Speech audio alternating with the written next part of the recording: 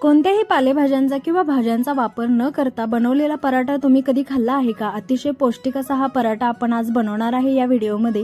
आता पराठ्यासाठी आपण इथे शेंगदाणे घेतलेले आहेत, भाजून घेतलेले शेंगदाणे आणि तीळ घेतलेले आहेत. जेवढे शेंगदाणे आहेत तेवढेच तिळाचा वापर करायचा आहे. 7-8 इथं लसणाच्या पाकळ्या, आलं घेतलेलं आहे थोडंसं आणि इथं कोथिंबीर भरपूर वापरायची, त्यामुळे छान टेस्टी लागतो पराठा. सोबतच हळद घातलेली आहे मी आणि लाल तिखट रेग्युलर वापरतो तेच घेतलेलं आहे. चवीपुरतं मीठ टाकलेलं आहे आणि याच्यामध्ये आपल्याला तूप घालायचं आहे. मोठे 2 चमचे तूप घालून हे मिक्सरमध्ये वाटून घ्यायचं. ते दाखवल्याप्रमाणे पराठ्याचं सारण तयार व्हायला हवं, म्हणजे एकदम बारीक पेस्ट करून घ्यायची, जेणेकरून आपल्याला पराठा लाटताना फुटू नये अशा पद्धतीचा डो बनला पाहिजे. आता इथं आपण जे रेग्युलर चपातीसाठी कणिक मळतो त्याच्यामध्ये हे असे बॉल घालून मस्त पराठा बनवून घ्यायचा आणि खरपूस मंद आचेवर तव्यावरती भाजून घ्यायचा. अगदी खमंग खुसखुशीत हा झणझणीत पराठा बनून तयार होतो. हा झटपट तयार होणारा हेल्दी ऑप्शनवाला पराठा मला तर खूप आवडतो. आमच्या घरातही सगळ्यांना खूप आवडतो.